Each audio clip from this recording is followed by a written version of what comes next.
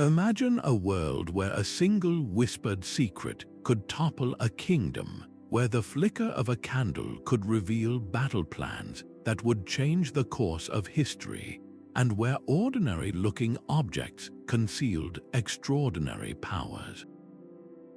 This was the reality of medieval espionage, a shadowy realm where spies operated with tools so cleverly designed that most people would never suspect their existence. For centuries, these devices remained hidden, known only to those who used them in the dead of night, their stories buried beneath layers of time and secrecy. Today, we're bringing those stories to light. We're about to embark on a journey into the clandestine world of medieval intelligence, exploring 26 incredible tools of spycraft that were never meant to be discovered. These weren't just gadgets, they were instruments of power, deception, and survival, each with its own role in the high-stakes game of information warfare. From invisible inks that revealed messages only under specific conditions to hidden compartments in everyday items that carried deadly secrets, these tools showcase the incredible creativity and resourcefulness of their creators.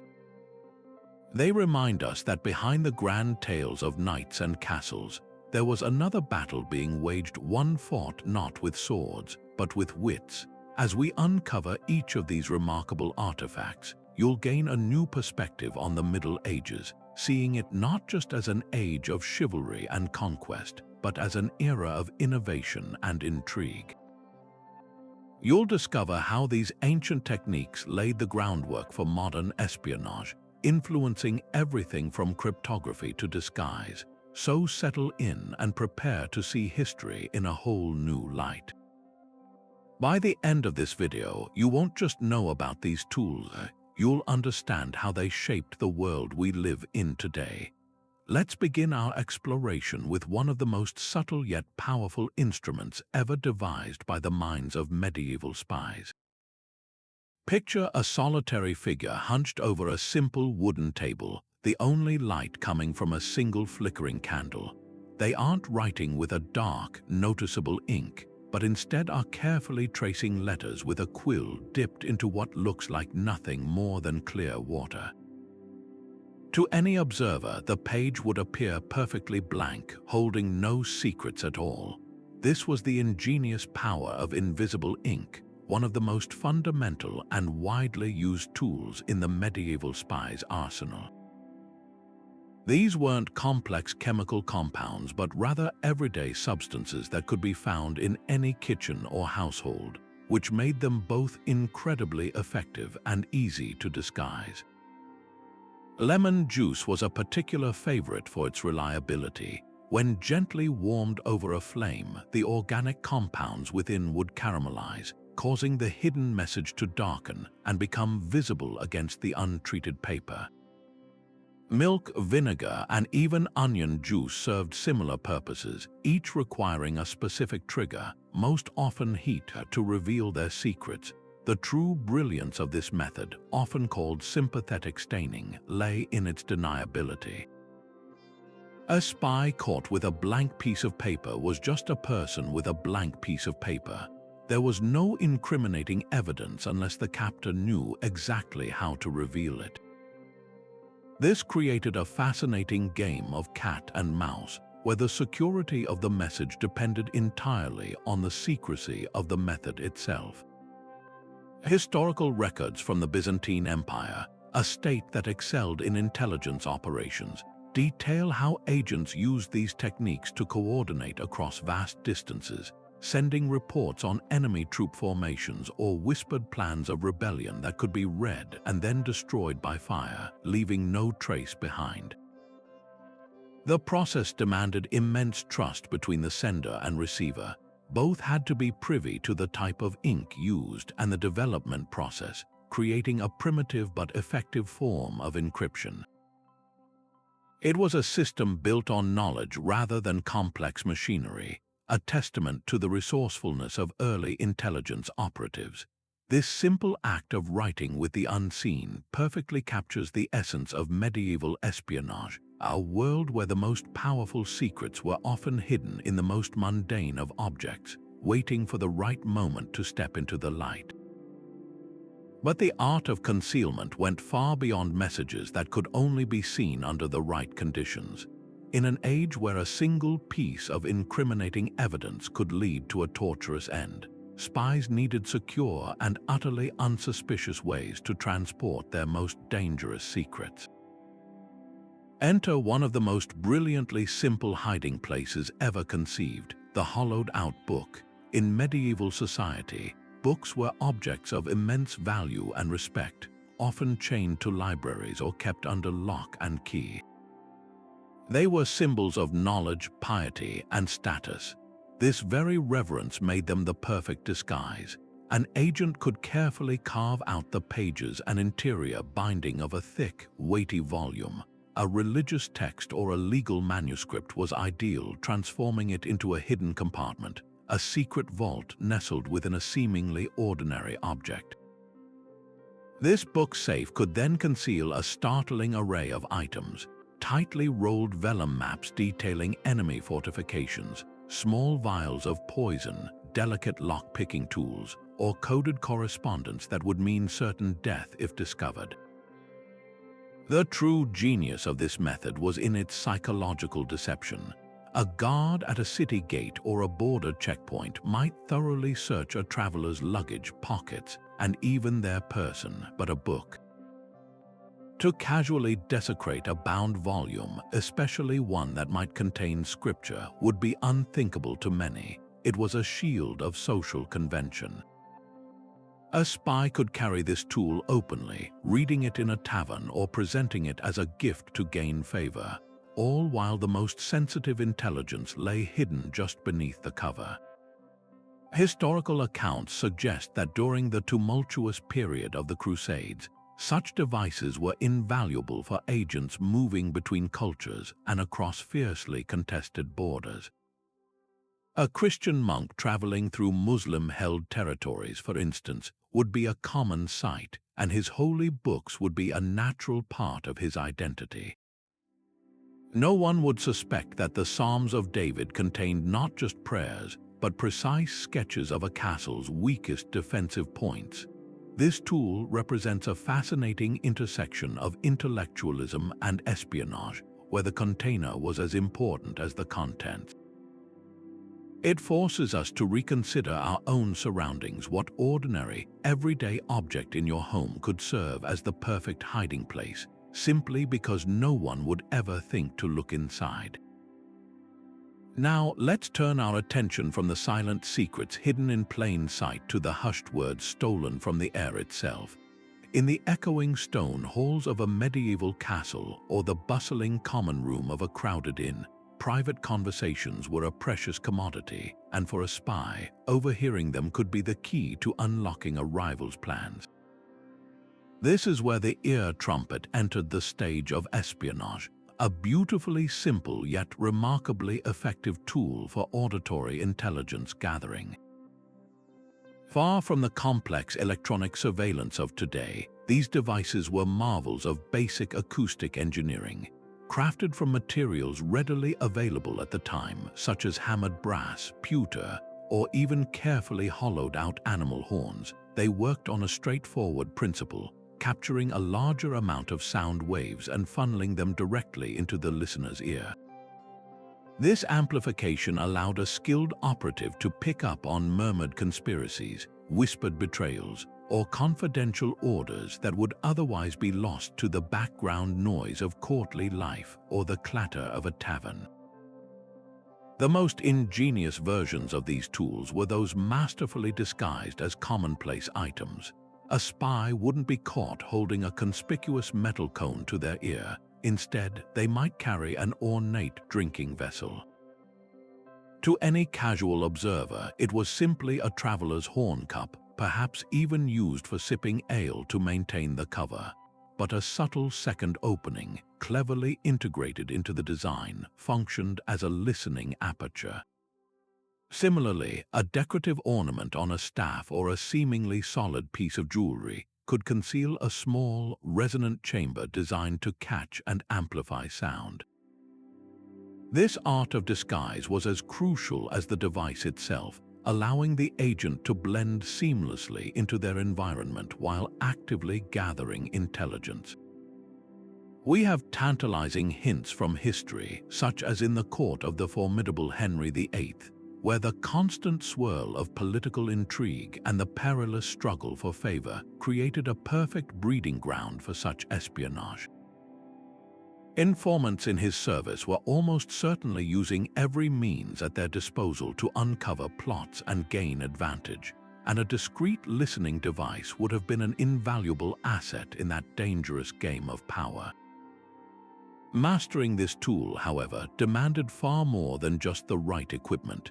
It required immense patience, a steady hand, and the silent grace of a shadow. A spy had to position themselves with meticulous care, lingering just around a corner, pretending to be engrossed in a meal at a nearby table, or blending into a group of courtiers, all while holding the device steady and focusing intently on the fragmented pieces of conversation. They had to become a part of the scenery, an unremarkable fixture whose presence raised no alarm. The information gathered was often patchy and required skillful interpretation, but even a single overheard name, location, or date could provide the missing piece of a much larger puzzle. The ear trumpet stands as a powerful testament to medieval ingenuity, representing one of humanity's earliest deliberate steps toward enhancing our natural senses for the purpose of surveillance. It fundamentally recognized that information wasn't always something to be written down and hidden. Sometimes it was transient, floating in the very air, waiting for the right tool and the right person to capture it.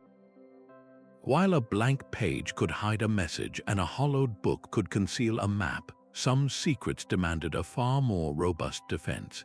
Imagine a message so vital that its discovery wouldn't just compromise a mission, but could lead to the downfall of a queen and the unraveling of a nation. For communications of this grave importance, medieval spies turned to a more sophisticated guardian of secrets, the cipher wheel. This ingenious device, often consisting of two concentric discs made of wood or bronze engraved with alphabets, transformed plain text into a baffling code. By rotating the inner disc to a predetermined position, a setting known only as the key to the sender and receiver, a spy could systematically substitute each letter in their message with another from the shifted alphabet. The phrase "attack at dawn" could become MFFMPX MFPMDZ or any other combination of characters, rendering the message completely indecipherable to anyone who didn't possess the identical wheel and know the exact key setting. The true power and peril of this system is tragically illustrated by one of history's most famous cryptographic failures. Mary, Queen of Scots, placed her absolute trust in a cipher to communicate with her co-conspirators in a plot to assassinate Queen Elizabeth I and reclaim the English throne.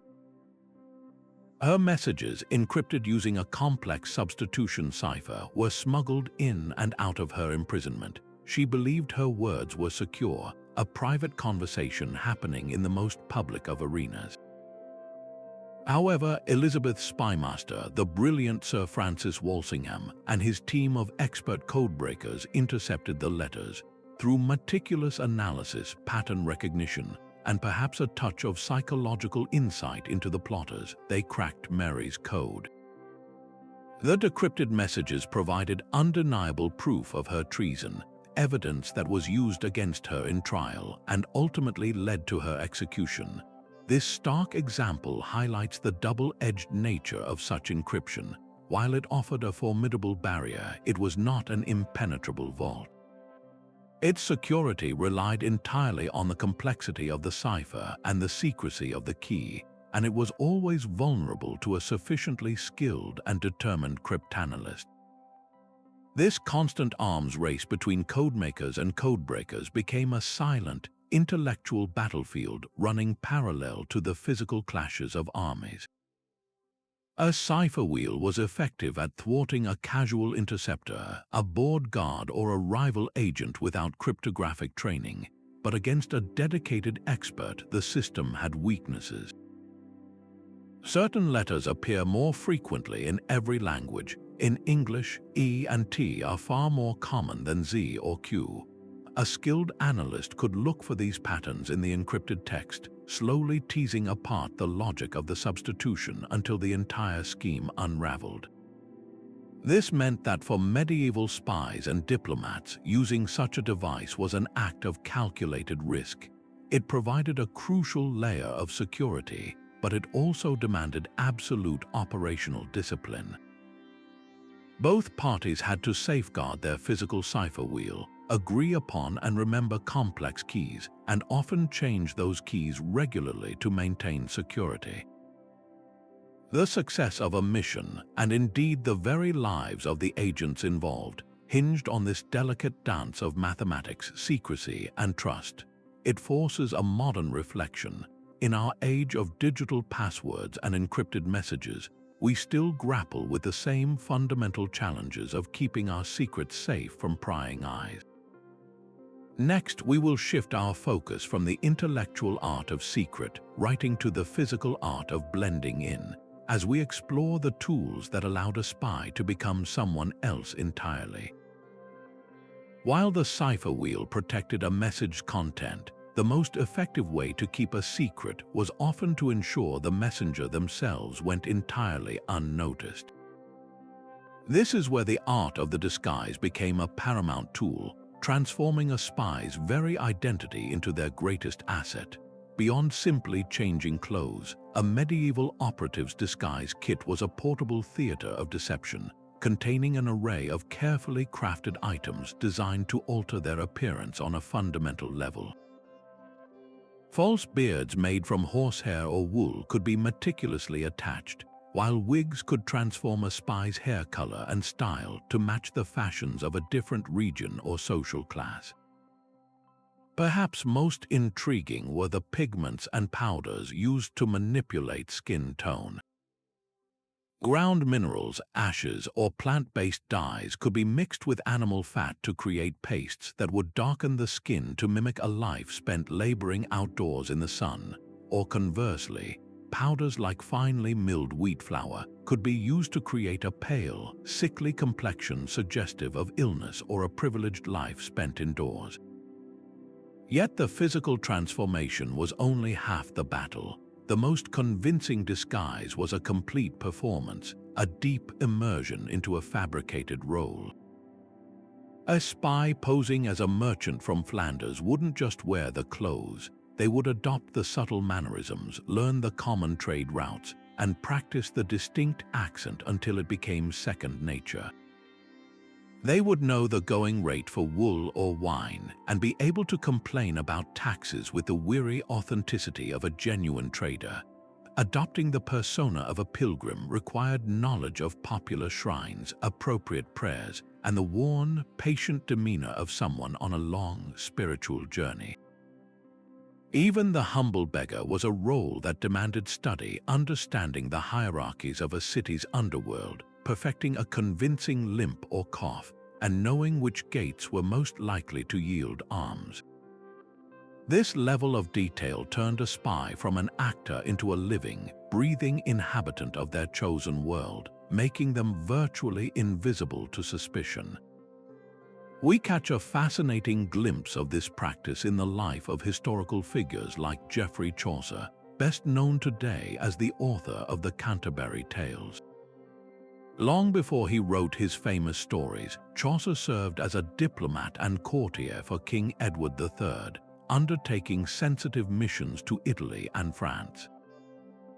While there is no definitive proof he was a spy in the modern sense, his travels and his keen, observant nature placed him perfectly in the world of medieval intelligence. It is not difficult to imagine a man of his intellect and creativity employing elements of disguise and role-playing to gather information, move unnoticed through foreign courts, and listen to conversations he was not meant to hear. His literary works, filled with vividly drawn characters from every stratum of society, suggest a man who understood the nuances of human presentation and the power of a well-constructed identity.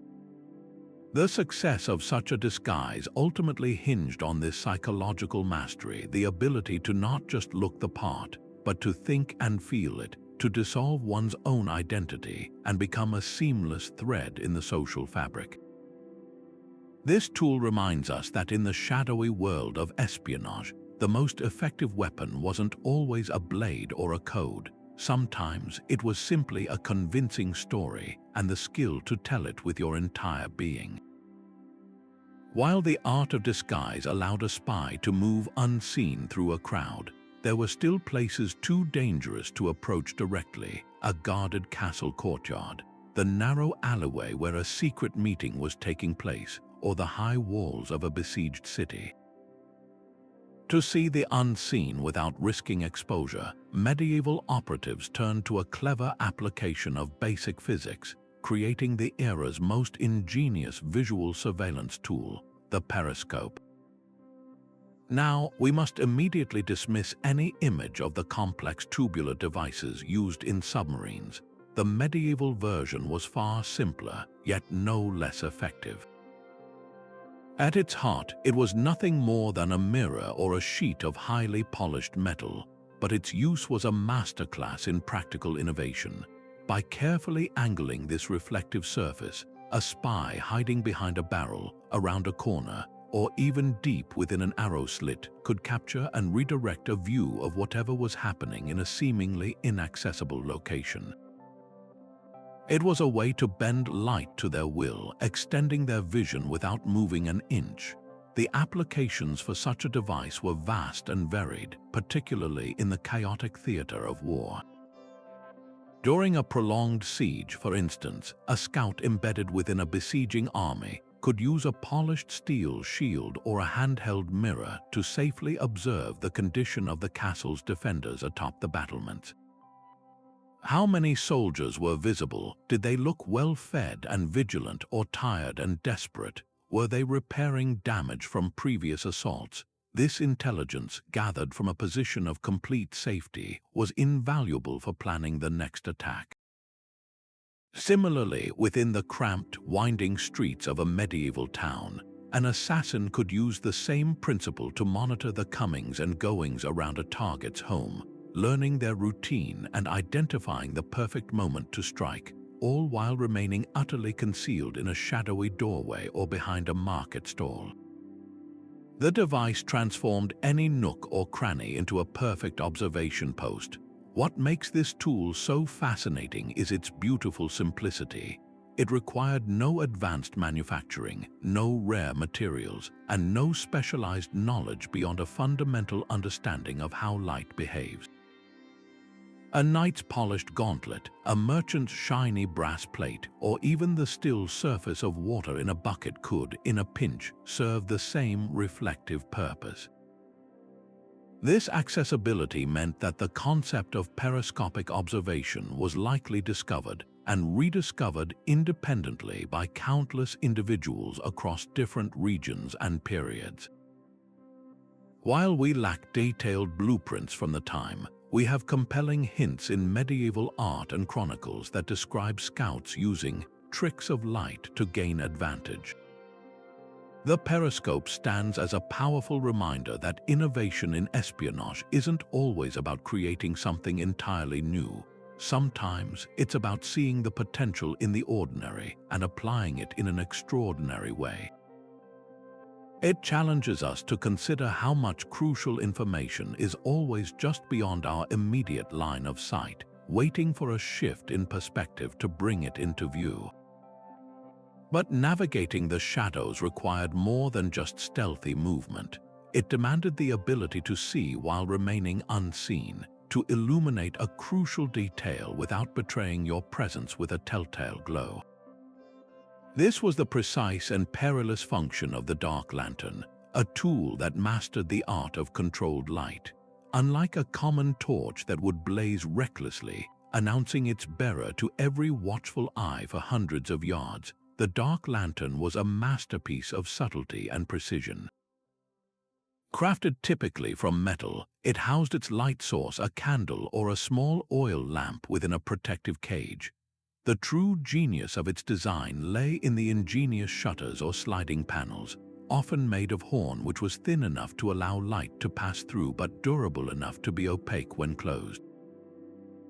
By manipulating these shutters with a thumb lever, a spy could open a narrow slit, directing a single, focused beam of light exactly where it was needed, onto the specific tumblers of a lock, a single line on a smuggled map, or the face of a conspirator waiting in the gloom.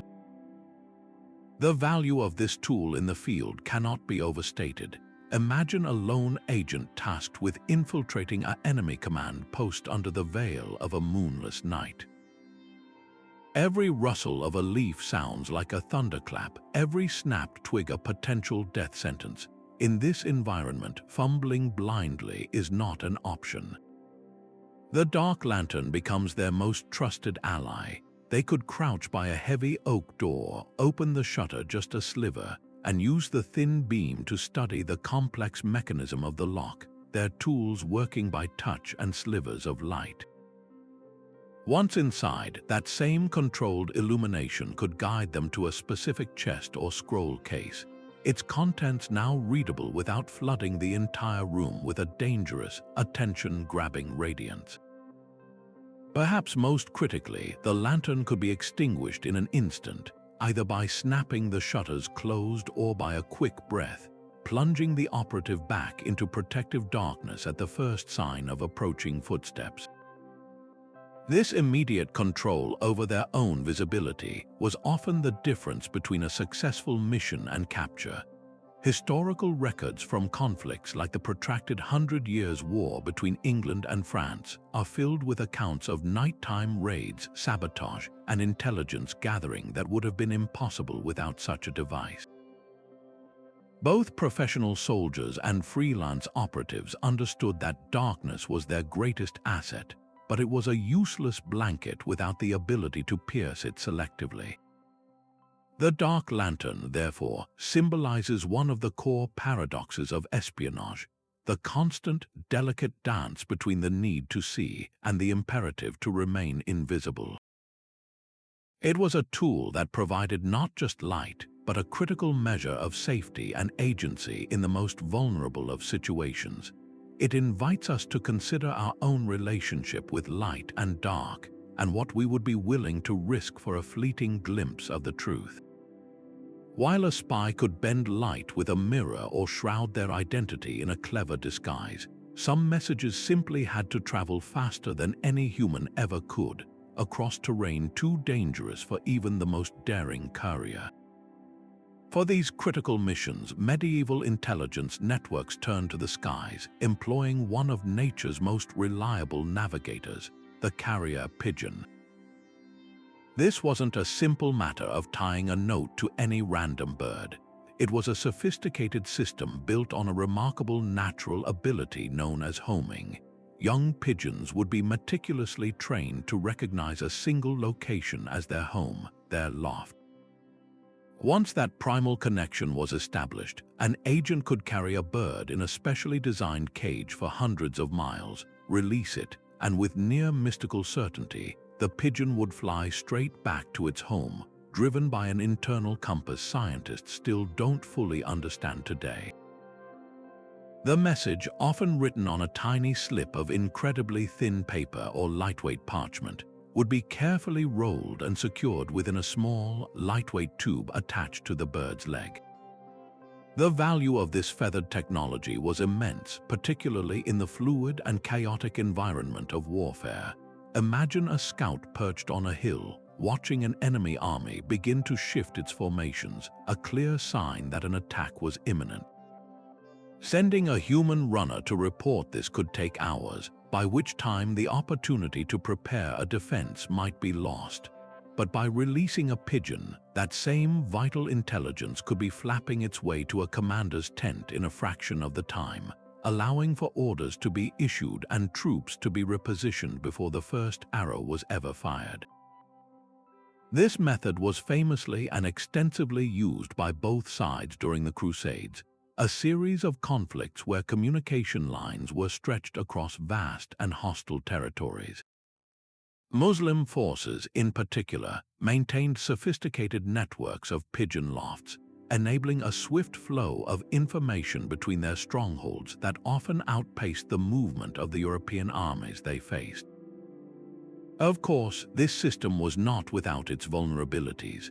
A skilled archer could bring down a message-laden bird in flight, and hawks or other birds of prey were an ever-present natural threat that could end a mission abruptly. There was also the constant risk of the message itself being intercepted if the bird was caught or landed at the wrong loft. Yet, despite these dangers, the speed, altitude, and directness of a pigeon's flight made it one of the most secure and efficient communication methods available for centuries. It represents a brilliant early example of biomimicry in espionage, the practice of harnessing the innate skills of the animal kingdom to solve complex human problems. These birds were the unmanned aerial vehicles of their day, a living, breathing technology that connected distant points with a reliability that human messengers could only dream of, their wings carrying the weight of empires. In the high-stakes world of medieval courts, where a handshake could be a death sentence and a sip of wine your last, the most effective weapons were often the ones hidden in plain sight. This brings us to a tool that exemplifies the deadly elegance of the era, the poison ring. Far more than simple adornment, this piece of jewelry was a masterpiece of concealed function, a tiny vault of venom worn casually on the finger. The most common design featured a bezel, the part of the ring that would normally hold a gemstone, which was instead crafted as a cleverly disguised lid. With a subtle twist or the press of a hidden catch, this top would pivot open, revealing a small, deeply set compartment within the band itself. This cavity, though minute, was perfectly sized to hold a fine powder or a few drops of a potent liquid, enough to alter the course of a dinner, a negotiation, or even a kingdom. The contents of these hidden chambers were as varied as the intentions of their wearers. A fine, white powder could be arsenic, derived from common rat poison, and capable of being slipped into a rival's goblet to produce symptoms that mimicked a sudden, violent illness. Another might contain a powerful sedative, not to kill, but to incapacitate a guard or make a target suggestible during an interrogation. Yet it wasn't always about harm. These compartments were equally valuable for carrying tiny, tightly rolled messages, a single code word written on a slip of paper, or even a lock-picking wire, making the ring a multi-purpose tool for espionage. The genius of its design was its psychological power.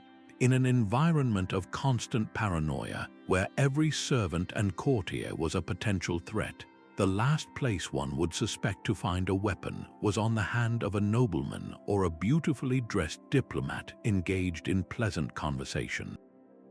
The ring was a perfect alibi, its danger masked by its beauty and social acceptability. Perhaps no family is more famously associated with this tool than the Borgias of Renaissance Italy, whose name became synonymous with political intrigue and clandestine poisoning. While historical evidence is often shrouded in rumor and enemy propaganda, the legend of their methods persists for a reason. Cesare Borgia and his father, Pope Alexander VI, were masters of realpolitik, and their alleged use of poison rings fit a pattern of ruthless efficiency. The stories tell of lavish banquets where a host might casually turn his ring while offering a toast, ensuring that a specific guest's cup received a fatal seasoning while others remained unharmed. Whether entirely true or exaggerated, these anecdotes underscore the powerful symbolism of the poison ring. It represented a shift in power dynamics, a move away from brute force and public execution to a more subtle, insidious form of control that left little evidence and ample room for plausible deniability. It was the ultimate tool of coercion, a silent threat that could hang in the air during a negotiation, making every concession feel like a matter of life and death. This artifact forces us to confront the fascinating duality that permeated medieval life, where the sacred and the profane, the beautiful and the brutal, were often inseparable. A beautifully crafted ring, a symbol of love, loyalty, or religious faith, could simultaneously be a vessel for the most base and treacherous of acts. It reminds us that in the shadow games of power, trust was the rarest commodity of all, and survival often depended on seeing the hidden danger lurking within the most elegant of disguises. While a poison ring could conceal a tiny, deadly secret, some of the most critical intelligence a spy possessed was far too vast to be hidden in any physical container. Entire maps of enemy territory, complex cipher keys, the names and locations of a dozen informants, or the precise layout of a castle's secret passages. Committing any of this to parchment was an unacceptable risk. A single captured note could unravel an entire network. This is where the most secure vault of all came into play, one that could not be searched, seized, or stolen, the human mind itself.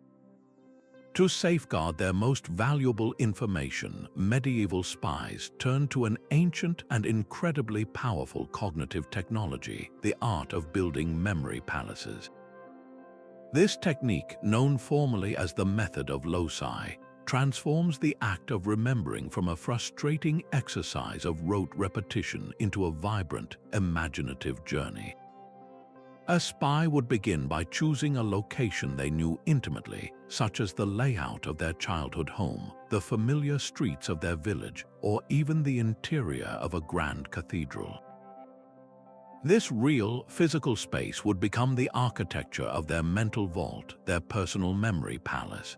Within this palace, every piece of information they needed to secure was converted into a bizarre, vivid, and often exaggerated image, and then placed at specific points or loci along a predetermined route through the space. For instance, to remember that the secret meeting was at the old mill at dawn, a spy might not just try to memorize the words mill and dawn. Instead, they would visualize walking through the front door of their memory palace and seeing a gigantic, glowing millstone spinning slowly where the welcome mat should be, its grinding sound echoing through the hall. To recall the name of a contact, say William the Cooper, they might imagine turning into the dining room to find a man made entirely of wooden barrels struggling to sit down at the table. The more absurd, sensory, and emotionally engaging the mental image, the more indelibly it would be etched into their memory. When the time came to recall the information, the spy would simply take a mental walk through their palace, visiting each location in order and seeing the strange scene they had placed there, which would instantly trigger the associated fact. This was not some mystical trick. It was a highly refined skill, often a core part of a spy's training. Historical figures revered for their intellect, from the Greek poet Simonides, who is credited with discovering the method after a disaster, to medieval scholars like Thomas Aquinas, used these techniques to memorize entire texts, complex philosophical arguments, and lengthy speeches. Monks employed them to commit vast sections of scripture to heart. It was a natural progression for intelligence operatives to adopt and weaponize these same methods for their own clandestine purposes. A well-trained agent could mentally carry the entire blueprint of a fortress, a list of every safe house in a city, or a complex new cipher algorithm, all without leaving a single physical trace. Their mind became an unbreachable database, accessible only to them and completely invisible to their enemies. The memory palace represents the ultimate fusion of intellectual discipline and practical spycraft, proving that the most sophisticated tool in a medieval agent's arsenal required no metal, no chemicals, and no hidden compartments, just the incredible, untapped potential of their own imagination. In a world where a wax seal or a noble signature could open castle gates or command armies, the ability to forge these symbols of authority was a power almost as potent as the authority itself.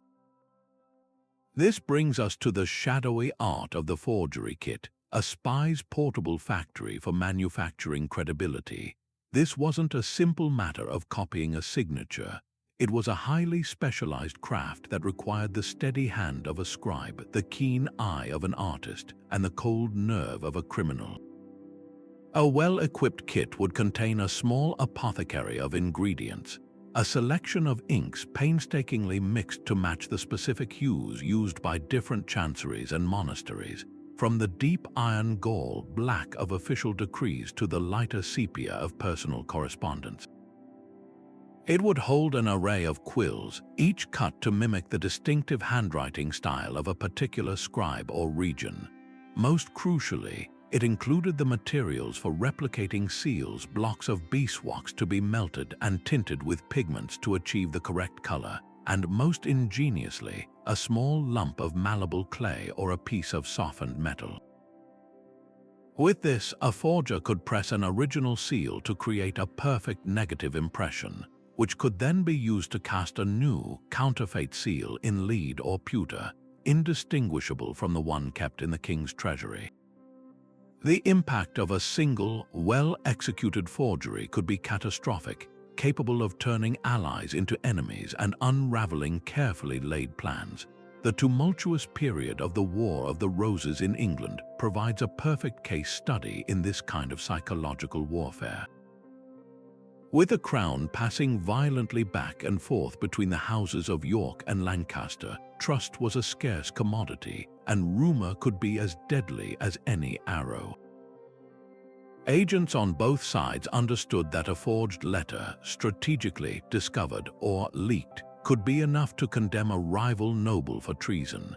Imagine a document, expertly crafted on the right quality of parchment, sealed with a convincing fake of a rival lord's signet ring, and containing instructions that hinted at a secret pact with the enemy. When presented to a paranoid king already suspicious of his powerful subjects, such a forgery didn't need to be perfect. It merely needed to be plausible enough to confirm existing fears and jealousies. The resulting arrest or execution would remove a key player from the board without a single drop of blood being spilled in open combat, all thanks to the silent work of a pen and a lump of wax. This tool forces us to confront a fundamental vulnerability at the heart of medieval society: its deep and absolute reliance on physical documentation for authentication. In an era before photography, fingerprints, or digital databases, identity and authority were vested in objects: a sealed letter, a signed grant of land, a royal standard. The entire feudal system, with its complex web of oaths, land rights, and legal obligations, was built upon the perceived inviolability of these documents.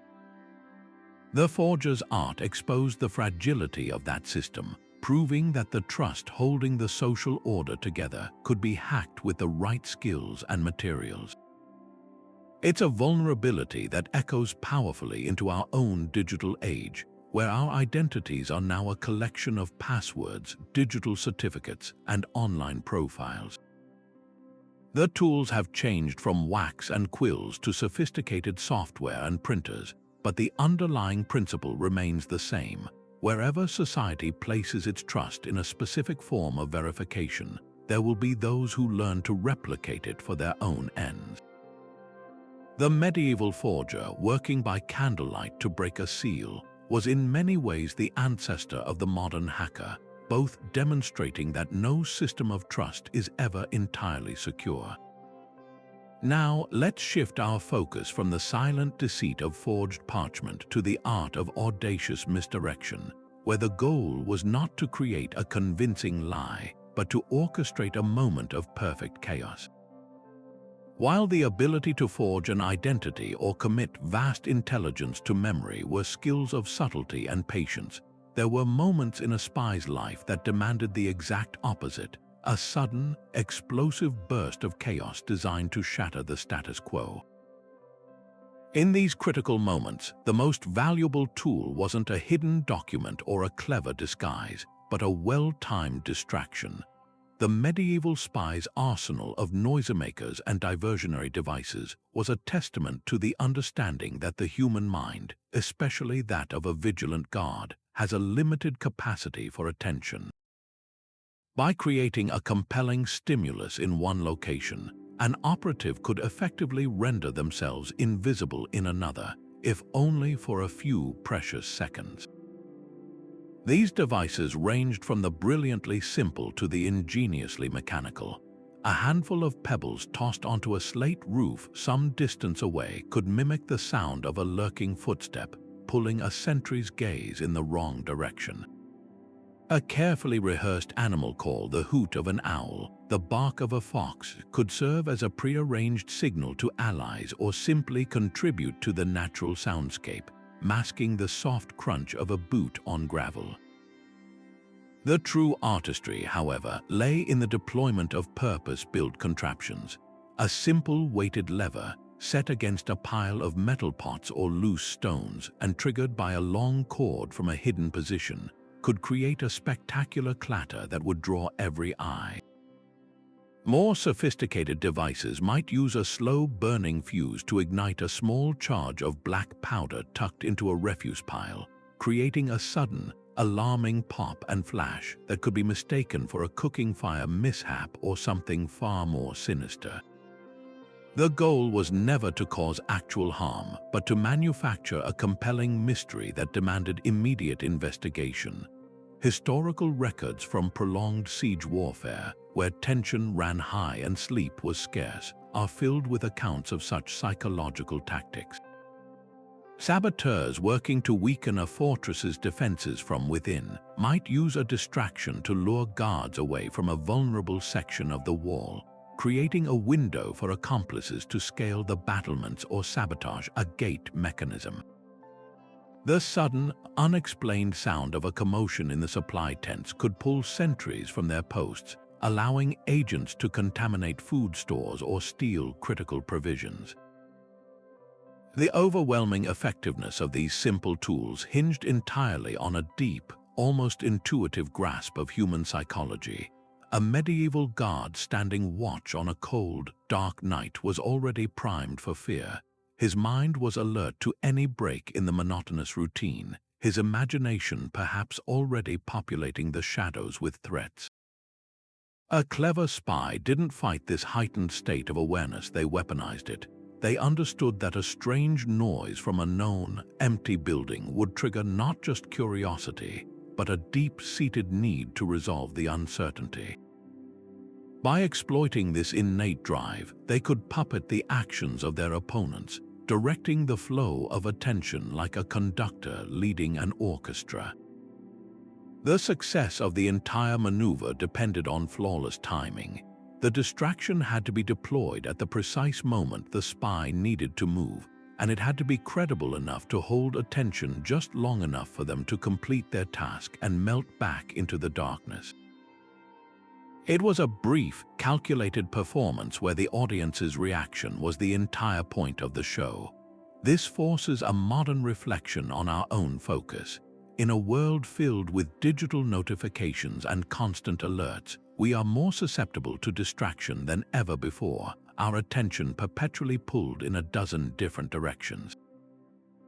The medieval spy would have understood this landscape perfectly, recognizing it not as a nuisance, but as a field of endless opportunity for those who know how to make the right kind of noise.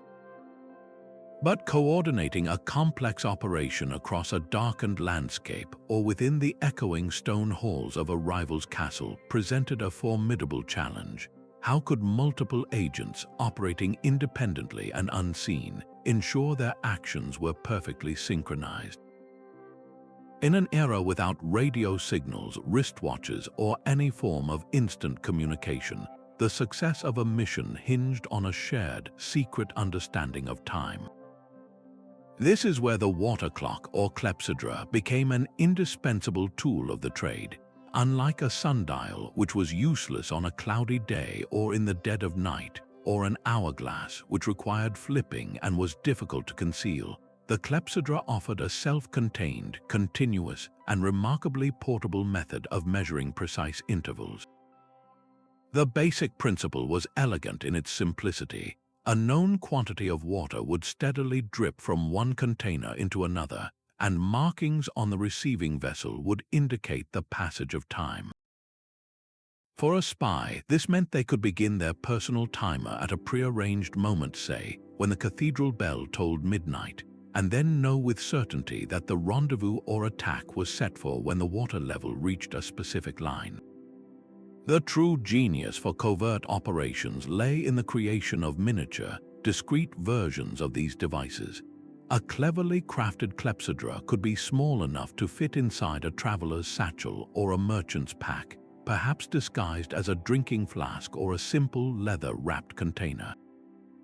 The gentle, almost silent drip of water was barely audible, making it perfect for use in situations where absolute stealth was paramount. Imagine a team of saboteurs positioned around the perimeter of a sleeping castle. Each one, hidden in the bushes or within a drainage ditch, would activate their personal water clock at the exact same signal, the extinguishing of a single torch on the highest tower. From that moment, their individual actions were governed by the steady, relentless flow of water. They knew that when the last drop fell into the bottom chamber, it was time to light the fuses on their firepots or make the final approach to the postern gate. This shared, invisible rhythm allowed for a level of coordination that would have been otherwise impossible, turning a scattered group of individuals into a single, unified instrument of espionage. This tool represents a fascinating marriage of ancient science and practical spycraft. The water clock was one of humanity's oldest timekeeping devices, used for centuries in courts and temples, but in the hands of a medieval agent, it was repurposed for a dangerous new life. It speaks to the resourcefulness of these operatives, who took existing technology and adapted it perfectly to the shadowy demands of their profession. The clepsydra didn't just measure hours and minutes, it measured the narrowing window between success and disaster, between a clean escape and capture. Its constant, dripping rhythm was the heartbeat of a clandestine operation, a private metronome counting down to a moment of truth. It forces us to consider the immense weight of timing in a world without second chances, and how the simple, physical flow of water could orchestrate events that would alter the course of history. While the art of distraction could buy a spy precious seconds, and the steady drip of a water clock could synchronize their actions, some of the most valuable intelligence remained locked away behind inches of solid oak or thick stone, the whispered conspiracies in a baron's private chamber, the desperate confessions in a dungeon cell, the frantic preparations in an enemy's armory.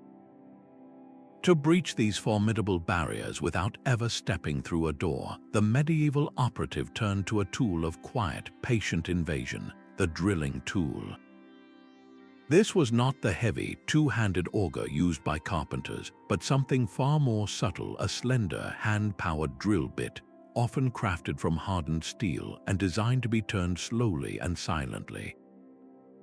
Its purpose was not to create a doorway, but a window, a tiny portal no wider than a needle that could be pushed through a seam in the timber or between the mortar of stones.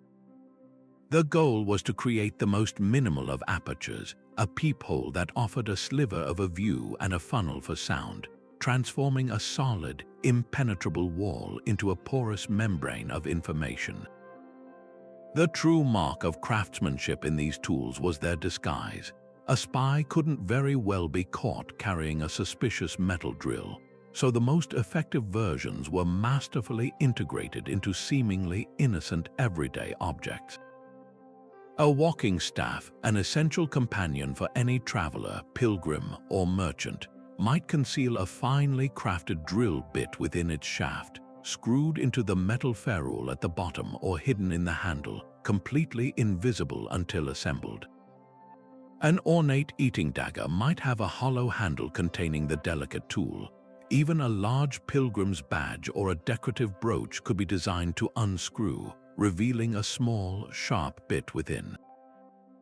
This level of concealment was absolutely vital, as it allowed the agent to carry the means of their surveillance right up to the very door they intended to breach, all under the guise of harmless necessity. Once in position, the real work began, a test of nerve and endurance. The process of drilling through seasoned oak or ancient stone was agonizingly slow.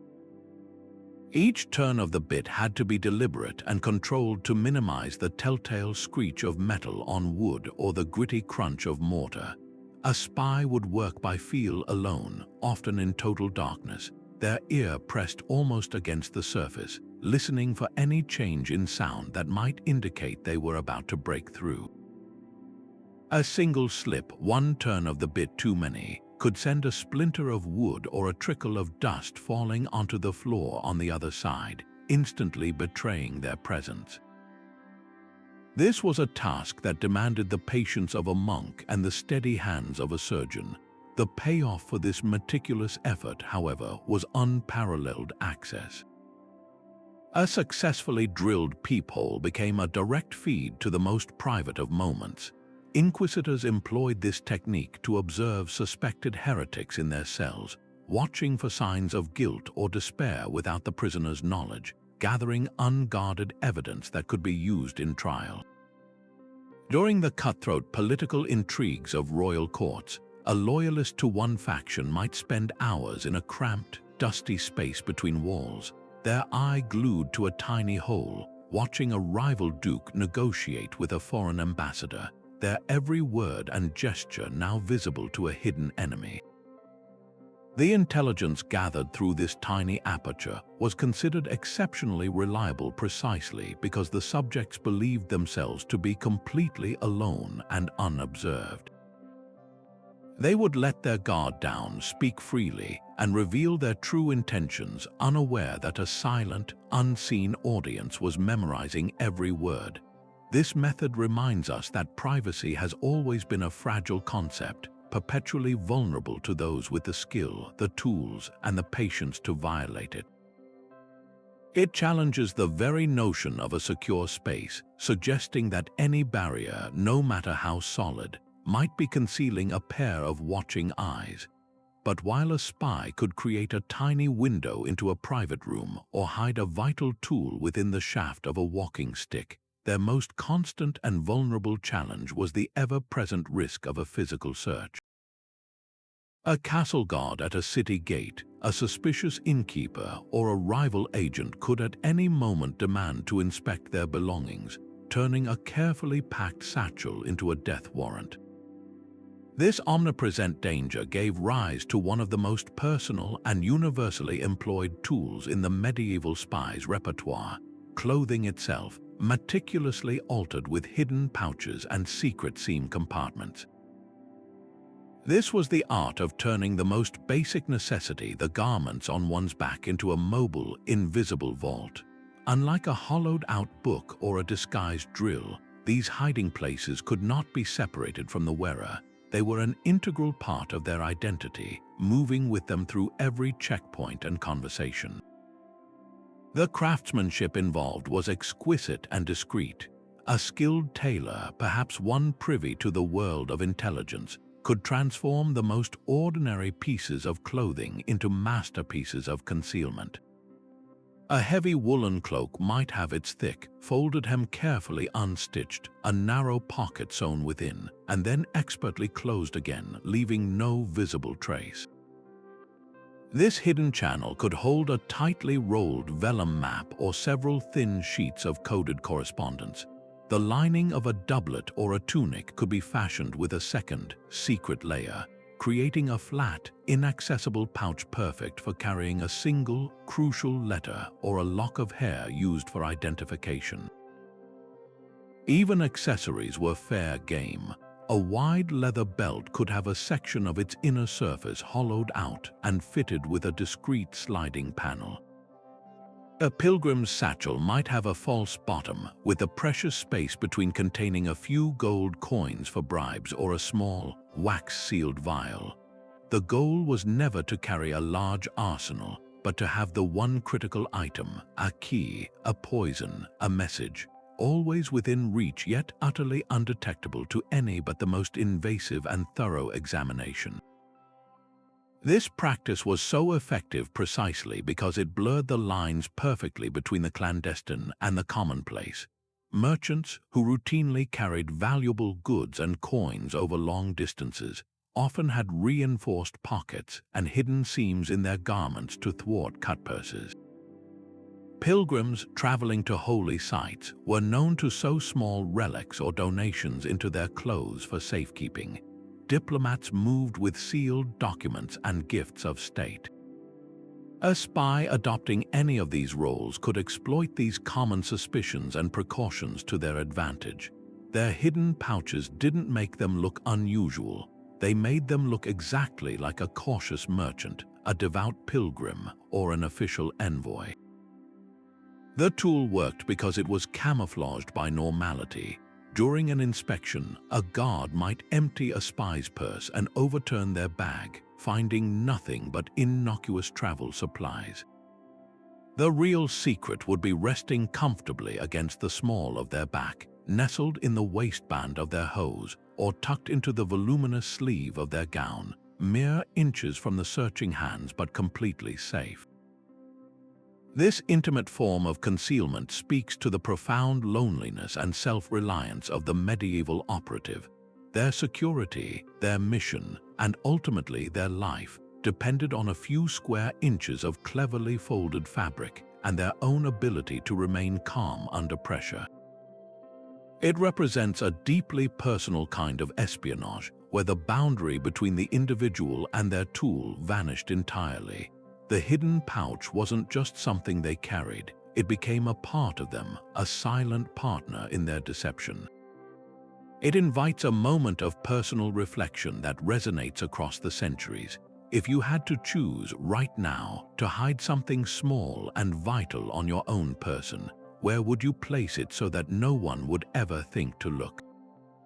The answer requires a keen understanding of both tailoring and human nature, a combination that every successful medieval spy had to master. Now we turn from the secrets stitched into cloth to those written in the heavens as we explore a tool that guided agents through the trackless wilderness.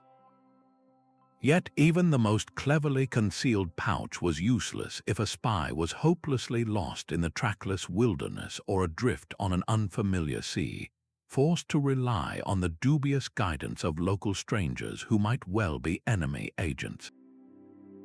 For the medieval operative traveling through hostile or uncharted lands, the ultimate tool of independence was not a weapon or a disguise, but a brilliant fusion of science and art, the portable astrolabe. This intricate device, a masterpiece of brass and precision, was nothing less than a handheld model of the universe, a sophisticated calculator that allowed a knowledgeable user to wrest their location from the heavens themselves. By measuring the angle of the sun at its highest point or the position of a known star like Polaris above the horizon, a spy could calculate their latitude, their distance north or south of the equator. This wasn't about finding a single, specific location like a modern GPS pin, but about staying on a known, predictable line of travel, a crucial skill for anyone needing to rendezvous at a specific coast, follow a particular river, or avoid wandering into enemy territory. The astrolabe's journey into the hands of European agents is a story of intellectual cross-pollination. Its fundamental principles were honed by ancient Greek astronomers, but it was Islamic scholars during the Golden Age of Baghdad who refined it into its most elegant and practical form, creating devices of breathtaking mathematical beauty. As the cultures of Europe, Asia, and Africa collided and connected through trade, war, and diplomacy, this advanced technology slowly filtered westward. A medieval spy operating in the Mediterranean or returning from the Crusades might well have acquired one of these instruments, recognizing its immense value for autonomous navigation. Using it required training and a calm hand. The user would suspend the astrolabe by its ring, allowing it to hang plumb, and then sight a celestial body through the intricate movable parts on the front, known as the rete. By aligning the pierced pointers with the star or sun, and then reading the corresponding scales and markings on the brass plate beneath, they could derive the critical angle they needed. This celestial knowledge granted a level of operational freedom that was previously unimaginable. No longer was a spy at the mercy of a hired guide who could be bribed, threatened, or simply incompetent. They could verify the direction they were being led, confirm they were on the correct road, or strike out cross-country with the confidence that they were moving in the right general direction. But the utility of the stars went beyond mere navigation for some of the most sophisticated intelligence networks. The predictable, clockwork motion of the heavens provided a perfect framework for encoding messages. A prearranged codebook might designate that the appearance of a specific planet in a certain constellation, or the date of a solstice, would signal the start of an operation or a change in a cipher key. Because these astronomical events were predictable years in advance and observable by anyone, anywhere on the planet, they created a perfectly synchronized, unjammable communication system that required no physical contact whatsoever. The spy simply had to look up, read the sky, and know what to do. This tool stands as a powerful rebuttal to the notion of the Middle Ages as a period of scientific darkness. The astrolabe represents the very cutting edge of the era's understanding of mathematics, astronomy, and craftsmanship. Its use in espionage highlights a critical truth.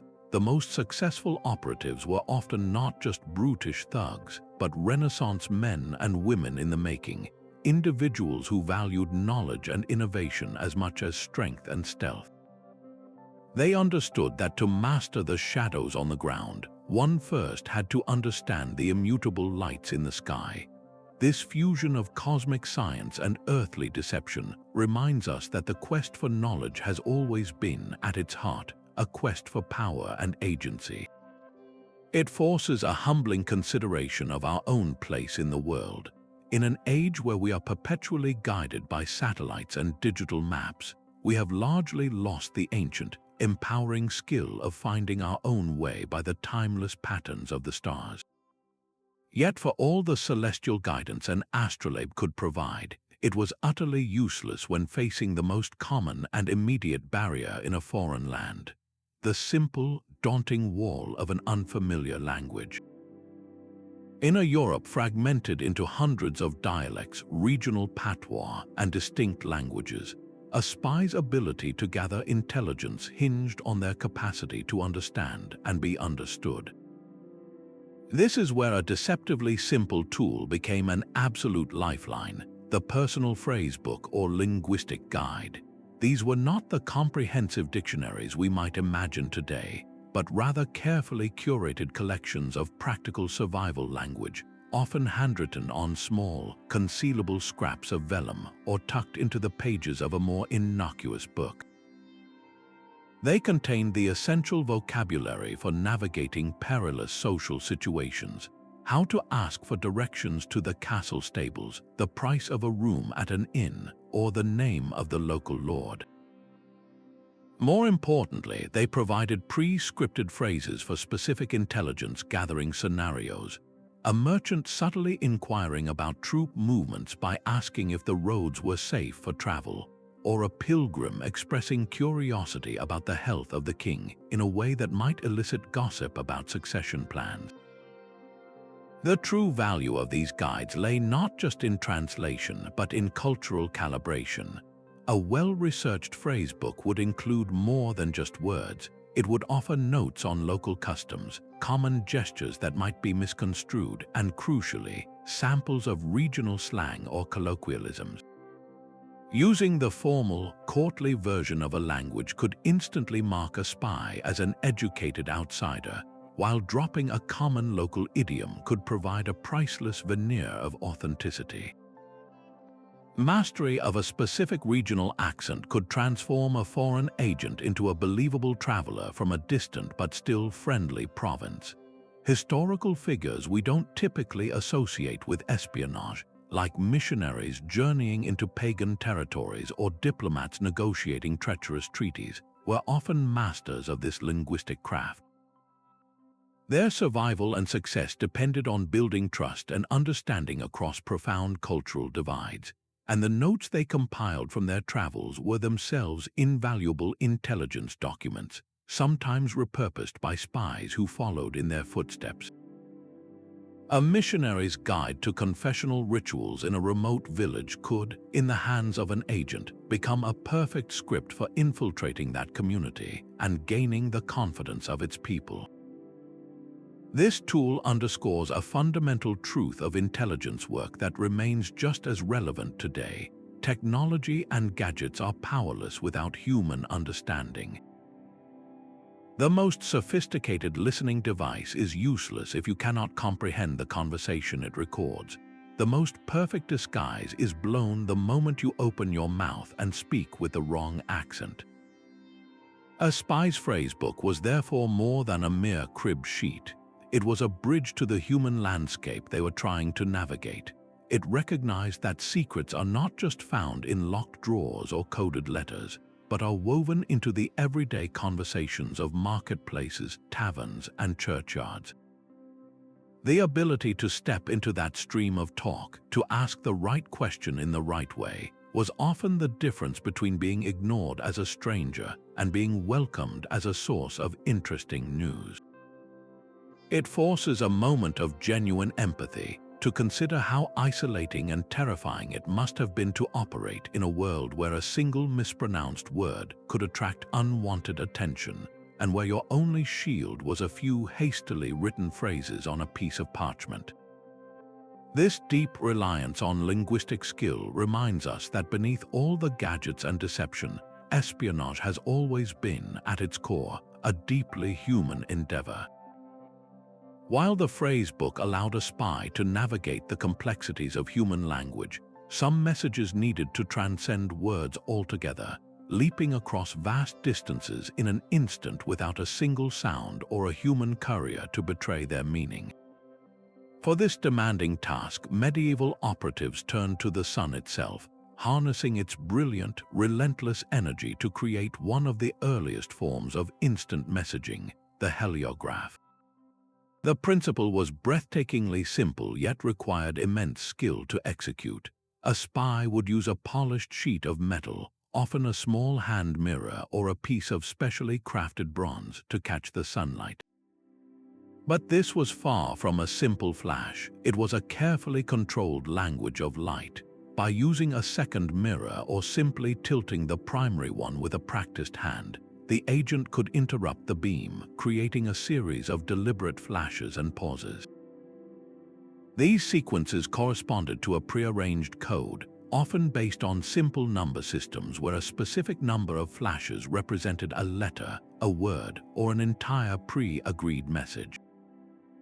A quick series of 3 flashes might mean enemy approaching, while 2 long, steady beams could signal all clear.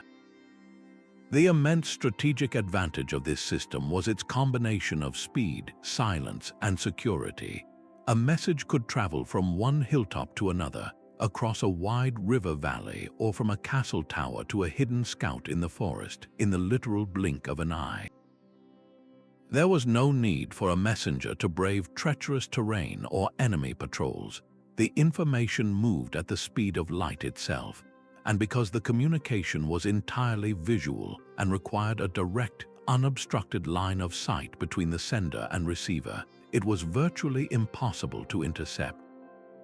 An enemy agent lurking in the woods between them would see nothing but occasional, unexplained glints of sunlight, meaningless without the crucial codebook to interpret the rhythm.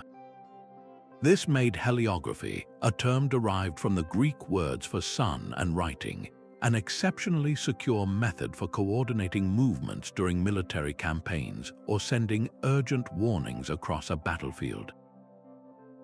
This was not a medieval invention, but rather a brilliant adaptation of an ancient practice.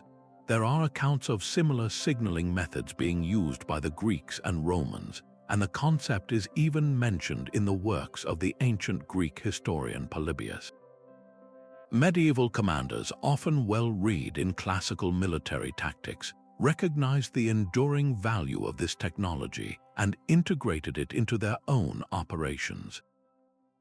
During a campaign, a network of lookout posts would be established on high ground, each equipped with a signaling mirror and a code sheet.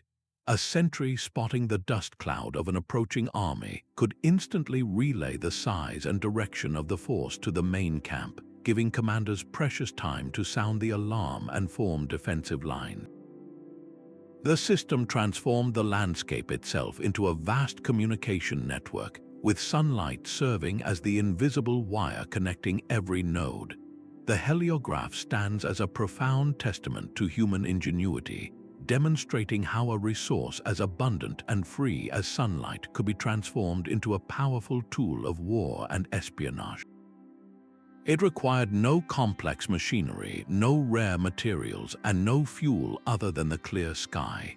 Its effectiveness relied entirely on human skill, the steady hand of the operator, their meticulous knowledge of the code, and their ability to precisely align the reflection over miles of open space. It represents a pure form of communication, a silent conversation conducted with flashes of captured starfire, connecting allies across otherwise impassable divides.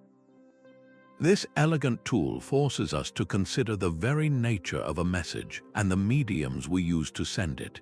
In our world of fiber optics and satellite transmissions, we have built a digital empire to achieve what a medieval spy could accomplish with a piece of polished metal and a clear day.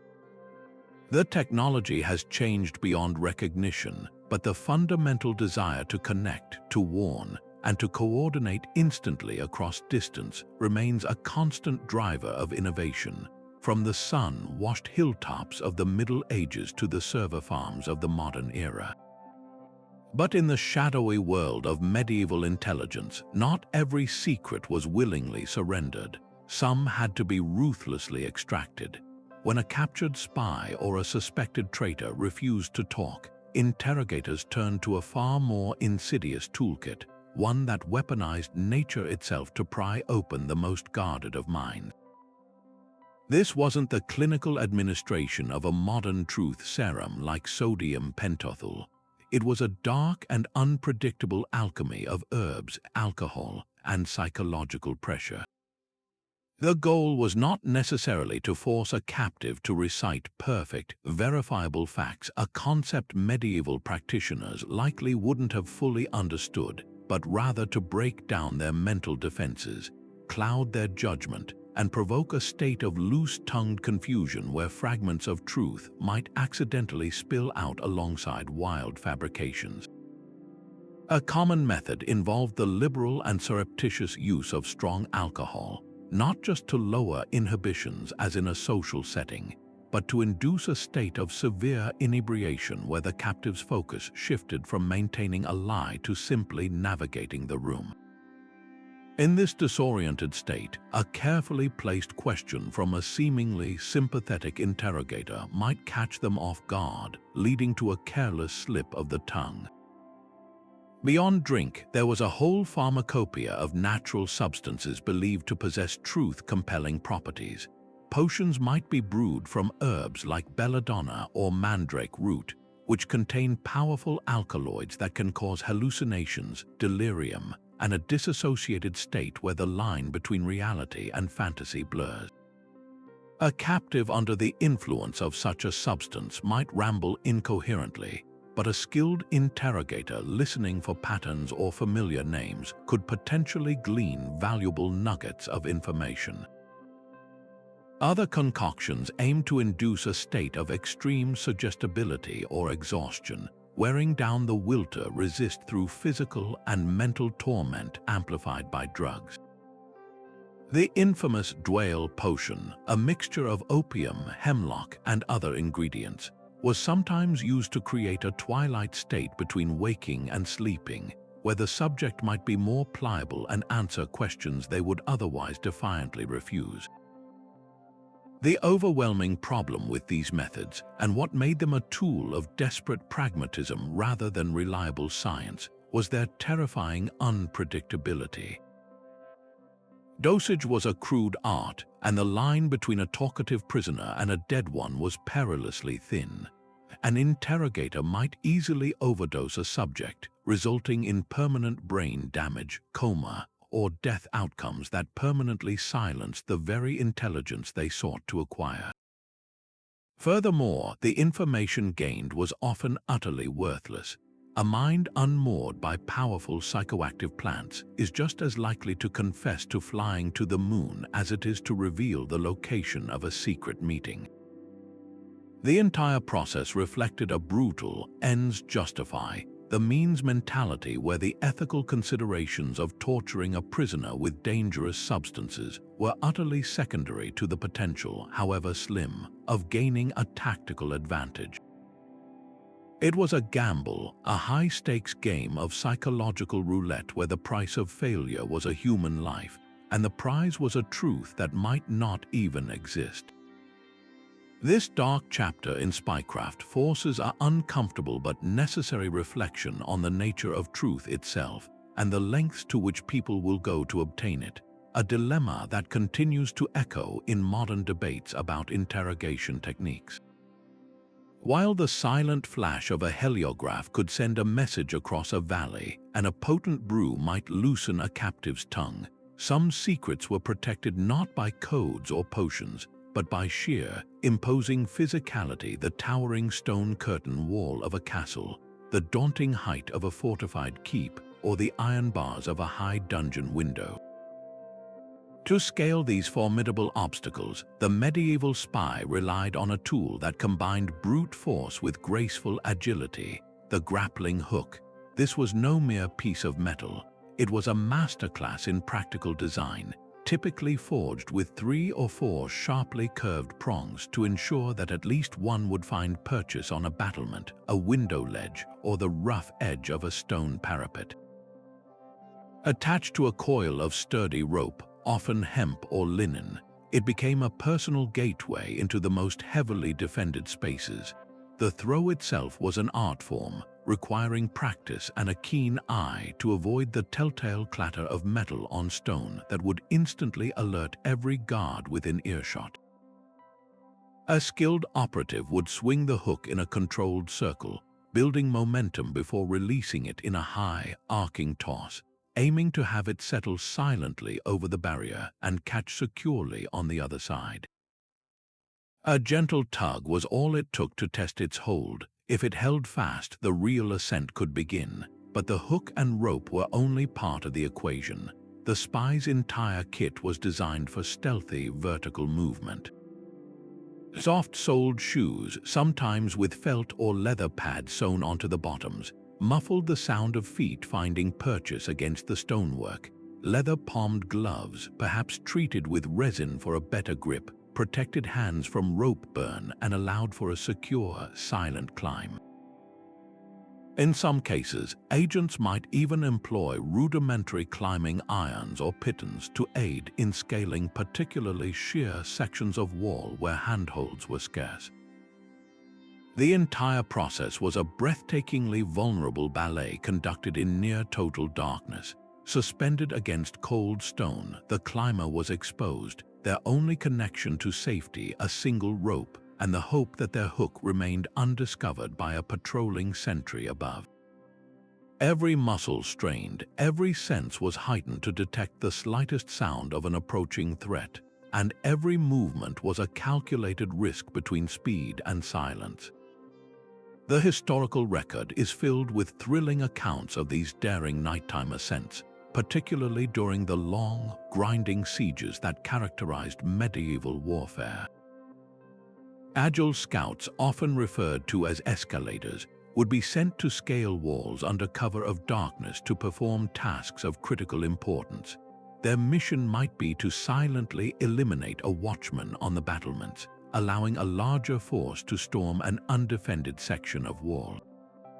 They could be tasked with sabotaging siege engines from within by cutting crucial tension ropes or setting fire to their wooden frames. Perhaps most famously, these techniques were the key to dramatic prison breaks, where a loyal agent would scale the outer wall of a fortress to lower a rope to a captured noble or a fellow spy, granting them a miraculous escape from what seemed like an inescapable fate. These operations required not just physical strength and courage, but an intimate knowledge of the target's architecture, knowing which wall was least guarded, which section was shadowed by the moon, and where a hook was most likely to find a secure hold. This tool, perhaps more than any other, embodies the raw, athletic daring of the medieval operative. It represents a moment of pure, audacious action where stealth and deception gave way to sheer physical prowess and nerve. There was no hiding behind a disguise or a forged document once you were dangling 50 feet in the air on a rope of your own making. Success depended on strength, skill, and an unwavering trust in your equipment. It forces a visceral consideration of the lengths to which these individuals would go, quite literally risking a fatal fall for a chance to peer into the inner sanctum of their enemy's power. The grappling hook was not a tool of subtlety, but one of decisive, dramatic intrusion, turning the very walls built to exclude into a ladder leading directly to the heart of the secret. Now, let's shift from this dramatic physicality to a tool of delicate impermanence, a method for ensuring that even if a spy's notes were discovered, they could reveal nothing at all. In a world where a single misplaced word could lead to disaster, the need for a truly disposable medium was paramount. This brings us to a tool of beautiful impermanence, a surface that could hold a secret one moment and become utterly blank the next, the humble wax tablet. Far more than a simple notebook, this was the ultimate tool for temporary thought, a secure scratchpad for the most dangerous of ideas. Constructed from a wooden frame, often hinged like a book, its recessed interior was filled with a layer of darkened beeswax, sometimes mixed with tree resin or fat to achieve the perfect consistency, firm enough to hold its shape, yet soft enough to yield to the slightest pressure. To write, a spy used a stylus, typically a pointed metal or bone instrument. But the true genius of the system lay in the other end of that stylus, which was flat, smooth, and spatula-shaped. After the message had been read and committed to memory, or perhaps copied onto a more secure but hidden medium like a piece of cloth sewn into a seam, a few firm passes with this flat end would smooth the wax back into a uniform, featureless sheet, obliterating every trace of the intelligence it had held just seconds before. It was the medieval equivalent of a secure, self-destructing message. The applications for such a device in the field were nearly endless. Imagine an agent observing the comings and goings at a rival lord's estate. Rather than risk pulling out parchment, ink, and a quill, a conspicuous and time-consuming process, they could discreetly pull the small, wooden tablet from their pouch and use the stylus to quickly jot down tally marks, sketch the layout of the grounds, or note the number of guards on the gate. All of this information could be captured in near silence, and if challenged, the spy could nonchalantly smooth the wax with their thumb, instantly transforming their incriminating notes into nothing more than a blank slab. It was also the perfect tool for drafting complex coded messages. A spy could work out the precise substitutions and phrasing on the wax, ensuring the final encrypted version they committed to parchment was flawless and free of the telltale errors or corrections that could arouse suspicion. Once the final draft was complete, the wax workspace could be wiped clean, leaving no evidence of the intellectual process behind the secret communication. What's fascinating is how this tool blurred the lines between the worlds of espionage, commerce, and scholarship. Wax tablets were not invented for spies. They were a ubiquitous technology used by Roman schoolchildren, medieval merchants keeping track of debts, and monks composing early drafts of illuminated manuscripts. This very commonness was its greatest asset for an operative. A spy posing as a traveling merchant wouldn't look out of place using a tablet to record a transaction, and a scholar journeyman would be expected to carry one for his studies. The tool provided perfect operational cover because it was utterly normal. Its presence attracted no attention, and its use was completely deniable. This dual life, a mundane object for the public and a vital espionage tool in private, epitomizes the resourcefulness of medieval intelligence networks. They didn't always need fantastical, custom-made gadgets. Often, the most effective tools were those already integrated into the daily fabric of society, simply repurposed with a more clandestine intent. The wax tablet reminds us that sometimes the ultimate security doesn't come from making something impossible to find, but from making it impossible to prove it ever existed in the first place. In an age defined by profound and universal faith, the sacred and the spiritual offered not just a path to salvation, but also an unparalleled avenue for deception. For the medieval spy, there was no more perfect disguise than that of the devout pilgrim or the humble cleric. These roles granted a level of trust and freedom of movement that a merchant or a mercenary could only dream of, opening doors to the most restricted and sensitive locations. But to convincingly wear this holy mantle required more than just a rough-spun robe and a recited prayer. It demanded tangible proof of piety. This is where the tool of counterfeit relics and forged religious credentials became absolutely indispensable, transforming an agent into a believable vessel of faith. A spy's kit for this particular ruse was a fascinating collection of pious frauds. The most powerful items were false relics, objects presented as the physical remains or belongings of saints. A clever operative might carry a small, carefully aged piece of animal bone, presented as a fragment from the finger of St. Peter, sealed within an ornate glass vial and adorned with wax seals to mimic authenticity. A lock of horsehair could be passed off as a strand from the beard of a venerated martyr. These seemingly humble objects were potent keys. Displaying one at a monastery gate or a nobleman's table wasn't just a curiosity. It was an immediate claim to holiness, often granting the bearer shelter, food, and most importantly, a willing audience eager to share news and gossip with someone they believed was blessed. Beyond physical relics, the world of medieval spirituality was awash in documentation, and spies became expert forgers of this paper piety. Letters of indulgence, which were official church documents promising reduction of time in purgatory for sins, were highly sought after and thus frequently counterfeited. A well-crafted fake could serve as a universal letter of introduction, suggesting the bearer was in good standing with the church and on a holy mission. Forged letters from abbots or bishops could request aid for a pilgrim traveling to a distant shrine, effectively functioning as a safe conduct pass through hostile territories. An agent might even carry an imitation sacramental object, like a pilgrim's badge from the shrine of St. James at Compostela, crafted from lead and aged to look worn, providing instant credibility and a ready-made backstory.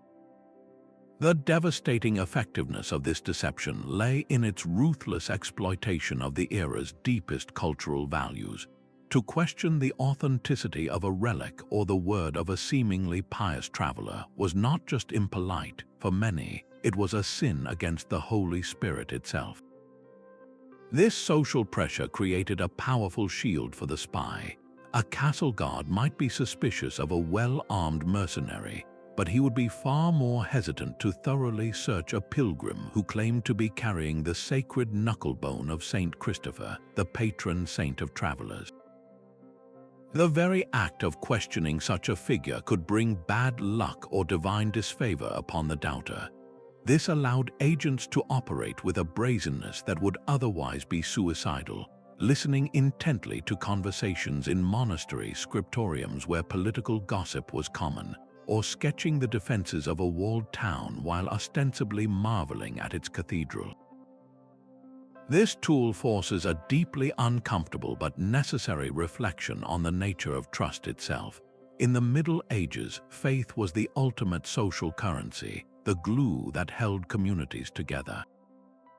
The spy's use of false relics weaponized that trust, turning a society's greatest strength into its most vulnerable point of entry. It reveals a chilling pragmatism at the heart of medieval intelligence, where nothing, not even the most sacred beliefs, was off-limits if it could provide an advantage. This historical reality resonates with a familiar unease today, where our own trust is constantly tested by digital scams, fake news, and deepfakes.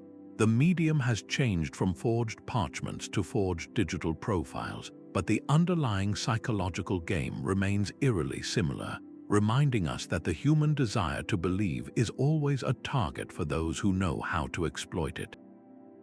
Yet for all the cleverness of a wax tablet's erasure or the pious deception of a false relic, there was one tool that offered something even more powerful: the promise of instantaneous and total disappearance. In the stone heart of a medieval castle, the most valuable secrets weren't always hidden in small objects, but were woven into the very architecture itself, the network of secret passages and escape routes known as sally ports or posterns. These were not myths or fairy tale inventions. They were a critical and deliberate feature of defensive design, providing a lifeline for the besieged and a hidden highway for the spy.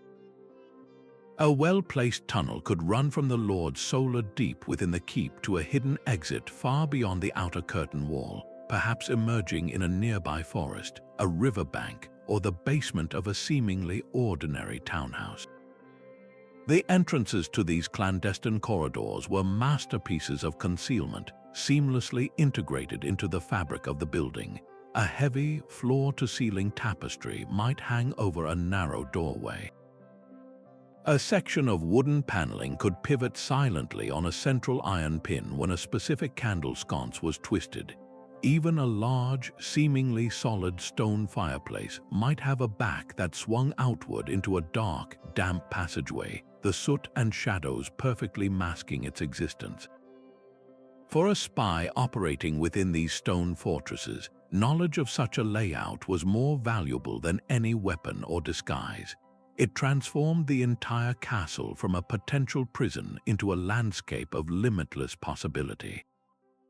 An agent could listen to a council of war in the Great Hall, slip away unnoticed through a concealed door behind the minstrel's gallery, and within minutes be outside the walls, racing to deliver that intelligence to their allies. Conversely, these passages allowed for undetected infiltration. A spy could enter a fortified town not through its heavily guarded main gate, but through a forgotten tunnel that began in a crypt beneath a church, moving like a ghost through the enemy's strongest hold without a single soul knowing they were there. The existence of these routes was a closely guarded secret, often known only to the castle's lord, his most trusted castellan, and the few stonemasons who built them, their knowledge sometimes taken to the grave to ensure security. History provides chilling examples of their pivotal role. During the brutal assassination of Thomas Becket, Archbishop of Canterbury, in 1170, his attackers, knights loyal to King Henry II, are believed to have initially entered Canterbury Cathedral through a cloister door that was perhaps left unbarred for them, a simple architectural feature that became a tool of murder. In countless rebellions and sieges, from the Wars of the Roses to the conflicts between English barons and the Crown, These hidden ways were used to smuggle in supplies, reinforce defenders, or spirit away high-value targets under cover of darkness. The very presence of such a passage could dictate strategy. A besieging army might believe they had a castle completely surrounded, all while the defenders were receiving messages and fresh troops through a tunnel they knew nothing about. This tool represents the ultimate form of hiding in plain sight. There is no need for a false identity or a hidden pouch when you can simply step through a wall and vanish. It challenges our perception of solidity and security, suggesting that any structure, no matter how imposing, might be riddled with invisible threads of movement, known only to a select few.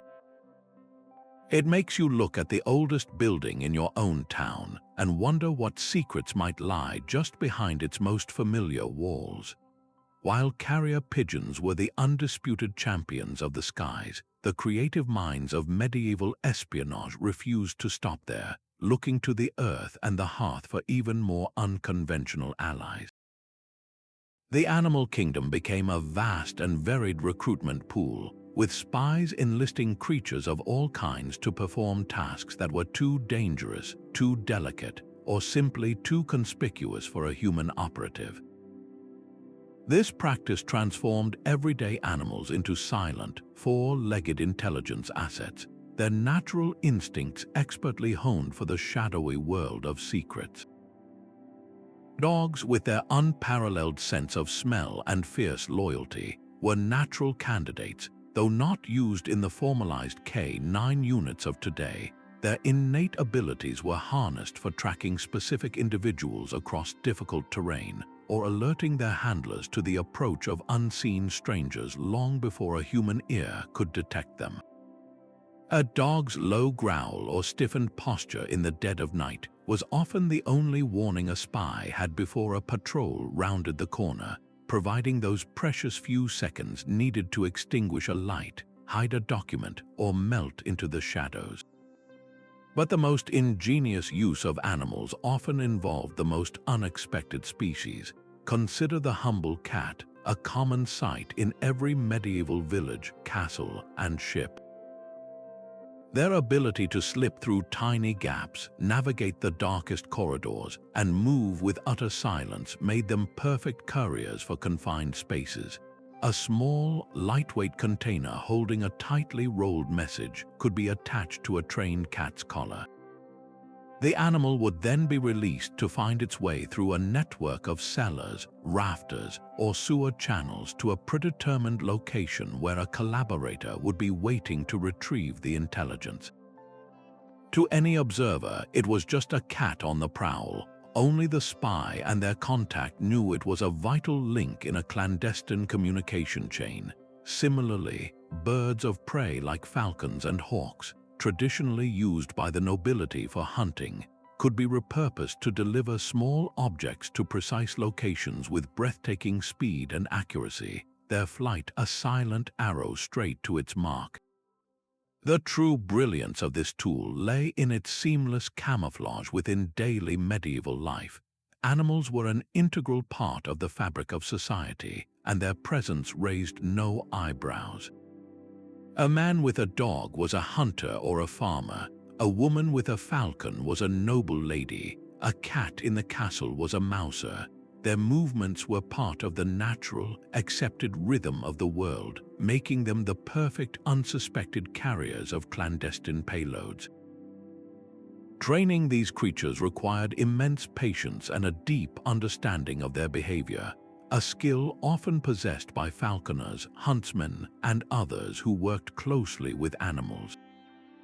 These trainers became invaluable assets to intelligence networks, their unique expertise allowing them to weaponize the natural world itself.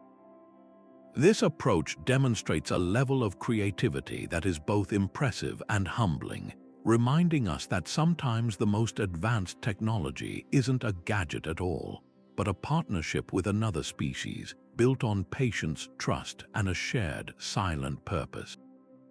In the high-stakes economy of medieval espionage, information was the ultimate currency. and the most reliable way to acquire it was often through a simple, timeless transaction. While daggers and disguises had their place, a well-stocked bribe pouch was frequently the key that unlocked the most heavily guarded doors. This wasn't merely about crude payments for services rendered. It was a sophisticated art of persuasion, a nuanced dance of negotiation where wealth became a tool more subtle and effective than any blade. A spy's hidden purse wasn't filled with common copper pennies, but with a carefully curated selection of persuasive items. A few glittering gold florins from a respected mint, small uncut gemstones that held their value across borders, or perhaps a beautifully crafted piece of silver jewelry that could be offered as a personal gift rather than a blatant payment. The choice of currency was a message in itself, demonstrating the spy's resources, taste, and understanding of the recipient's desires. The true skill lay not in the handing over of treasure, but in the psychology of the exchange. A successful bribe was a conversation, a mutual agreement to look the other way, to forget a face, or to suddenly recall a crucial piece of information. A guard standing watch at a postern gate on a cold, lonely night might be impervious to threats, but could be swayed by the promise of enough silver to feed his family for a month, presented not as a corrupting influence but as a token of gratitude for his unappreciated service. A disgruntled junior clerk in a rival lord's chancery, angered by a lack of promotion, might be persuaded to misplace a sensitive document for the price of a new set of clothes befitting the status he felt he deserved. The spy had to be a master reader of human nature, identifying the specific lever of greed, resentment, or ambition that would move an individual to compromise their loyalties. This practice was the very bedrock of early diplomacy, where lavish gifts between courts were standard practice, effectively formalizing bribery on a grand scale to secure treaties, military access, or non-aggression pacts. The line between a diplomatic present and an espionage payoff was often vanishingly thin. The bribe pouch, therefore, represents the cold, economic reality that underpinned the shadow world of medieval intelligence. It acknowledged a universal truth that while oaths of fealty were sworn to lords and ideals, the immediate needs of survival and comfort were powerful motivators for a vast number of people. A secret's value was not just strategic, it had a literal, negotiable price tag, fluctuating based on the risk to the informant and the desperation of the buyer. This tool forces a moment of uncomfortable self-reflection, cutting through romantic notions of chivalry and honor to expose the mercenary calculations that often drove history forward. It makes you wonder, in your own life, what piece of knowledge would be valuable enough to you that you would be willing to pay a tangible price for it, and what that price says about the value you place on the truth. But perhaps the most potent weapon in the medieval spy's psychological arsenal was the ability to manipulate reality itself, to stage a scene so convincing that it could rewrite the truth for everyone who witnessed it. This final tool delves into the world of theatrical deception, where fake blood and carefully crafted props became instruments of chaos and control. In an age without forensics or instant communication, a convincingly staged event could alter perceptions, destroy reputations, and shift the balance of power overnight. The ingredients for this kind of deception were often grisly yet simple. Animal blood, fresh from a butcher's slab, provided a visceral, metallic-smelling realism for simulating wounds. A bladder filled with pig's blood could be concealed under clothing and punctured at a dramatic moment to create a shocking effect. Stage weapons, designed to collapse upon impact or feature retractable blades, allowed for the simulation of violent attacks without any real danger to the participants. Tattered clothing, strategically applied dirt, and a convincing performance of agony could complete the illusion of a mortally wounded victim. the applications of this macabre toolkit were as varied as they were clever. An agent needing to escape a guarded city might stage their own death in a back alley, using a cacophony of shouts, the clatter of a falling crate, and a generous splashing of blood to create the illusion of a murder. While guards scrambled to investigate the crime, the victim could be quietly washed off and smuggled out of a different gate disguised as a mourner. In a more sinister vein, this technique could be used for ruthless political framing. By smearing a rival's dagger with blood and leaving it at the scene of a staged assault, a spy could plant damning evidence that would point to an innocent enemy, exploiting existing tensions to trigger an arrest or even a feud. The success of the entire gambit hinged on the spy's understanding of human psychology, knowing that people are hardwired to believe their eyes, especially when confronted with the shocking and the bloody. A well-executed performance played upon this certainty, using visceral, sensory details to short-circuit critical thinking and implant a false narrative directly into the minds of the witnesses. This form of espionage required a unique blend of skills, part stagecraft and part cold-blooded strategy. The operative had to be a consummate actor, capable of conveying genuine-seeming terror, pain, or shock on command. They needed a director's eye for blocking a scene, ensuring that the action unfolded where it would have the maximum number of credible witnesses, and most importantly, they had to possess a chilling pragmatism, a willingness to manipulate human emotion and exploit tragedy for a calculated gain. It was a form of psychological warfare that recognized truth is often merely a consensus of perception, and that with the right props, the right timing, and the right performance, that consensus could be expertly manufactured. This tool forces us to confront a deeply unsettling question about our own relationship with reality. In an age of deepfakes and digitally manipulated media, we are perhaps more vulnerable than ever to a well-staged lie. The medieval spy with a bladder of chicken blood understood a fundamental principle that still resonates today. Sometimes, the most powerful deception isn't about hiding the truth, but about building a more compelling falsehood right in front of everyone's eyes. Looking back across these 26 ingenious tools, from the humble lemon juice message to the complex architecture of a memory palace, a powerful truth emerges.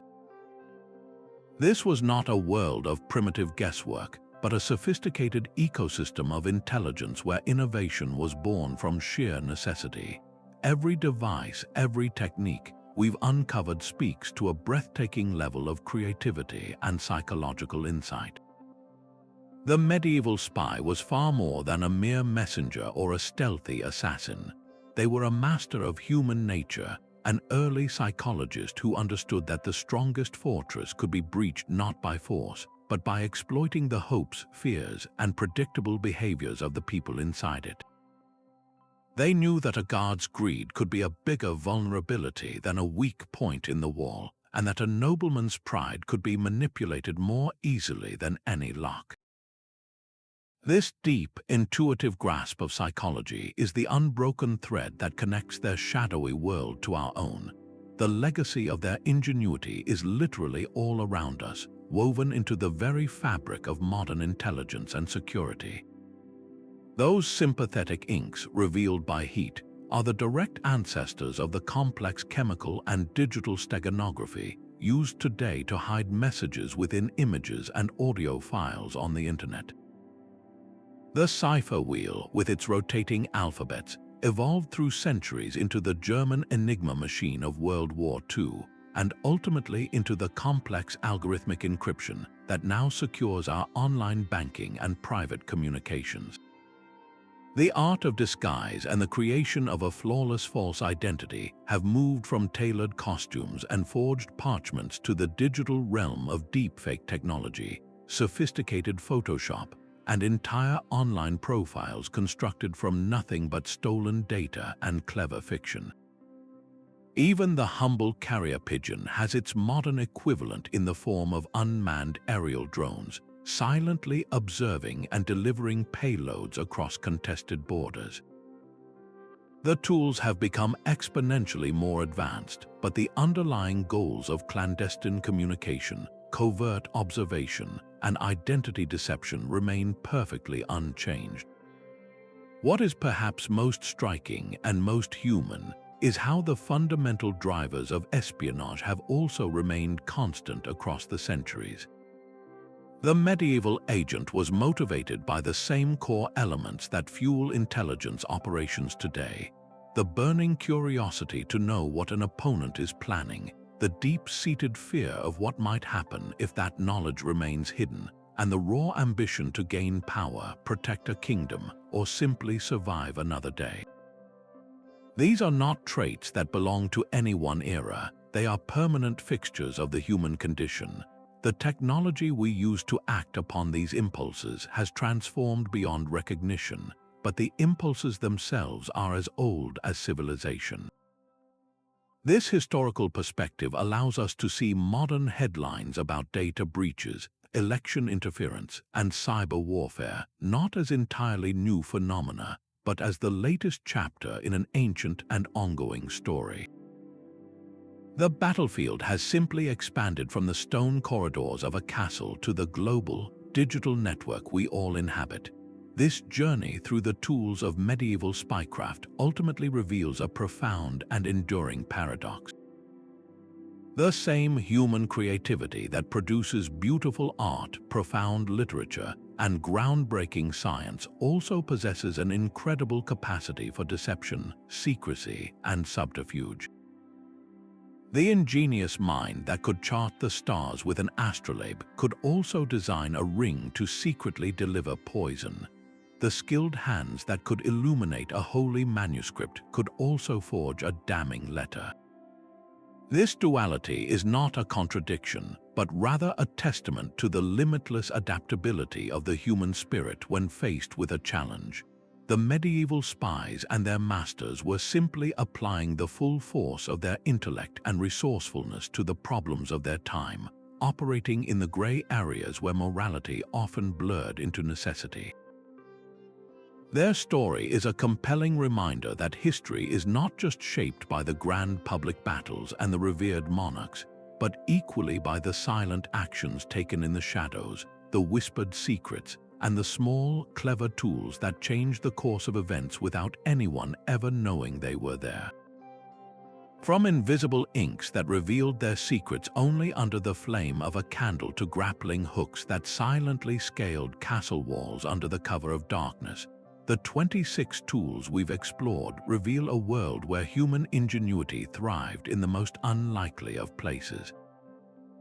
Each device, from the beautifully simple to the breathtakingly complex, served a unique and vital purpose in the high-stakes game of secrets that shaped the medieval world.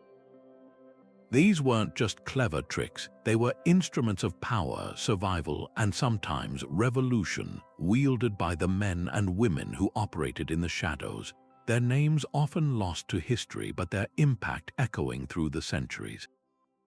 They remind us that behind the grand tales of kings and knights, there was another, quieter war being waged, a war of information where a single whispered word or a hidden message could topple a throne as surely as any army. What's truly remarkable is how the core principles of these ancient tools are not relics of a distant past, but the very foundation of our modern world of security and intelligence. The lemon juice and milk that formed the first invisible inks have evolved into incredibly complex chemical and digital steganography, where messages are hidden within the pixels of an ordinary photograph or the code of a social media post. The rotating cipher disks, painstakingly crafted from wood and brass, are the direct ancestors of the German Enigma machine and the complex algorithmic encryption that now secures our online banking and private text messages. Even the art of the disguise has undergone a digital transformation, moving from false beards and tailored costumes to the creation of entire false identities online. complete with deepfake videos and fabricated social media histories. The medieval spies who used the stars to navigate and pigeons to communicate would instantly recognize the same goals in our satellite GPS systems and global digital networks, only the technology has changed. This enduring legacy proves a powerful point: the past is never truly behind us. The fundamental human drivers of espionage, curiosity, fear, ambition, and the relentless pursuit of advantage are as old as civilization itself. The tools we use to act on those impulses have become exponentially more sophisticated, but the game remains the same. Understanding this deep historical context allows us to see the modern headlines about data breaches, cyber warfare, and election interference not as entirely new phenomena, but as the latest chapter in a story that has been unfolding for over 1,000 years. It's a story that continues to challenge our notions of privacy, trust, and security in an increasingly connected world. Thank you so much for joining us on this fascinating journey into the hidden world of medieval spycraft. We hope it's given you a new perspective on a time period often defined by its chivalry and conquest, revealing the incredible sophistication and resourcefulness that flourished in the shadows. If you enjoyed uncovering these secrets with us, please consider liking this video and subscribing to the channel for more deep dives into forgotten history. We'd love to hear which of these 26 tools fascinated you the most. Was it the poison ring, the memory palace, or something else entirely? Let us know your thoughts in the comments below. Until our next adventure into the past, keep looking closer, questioning everything, and remembering that the greatest secrets are often hidden in the most ordinary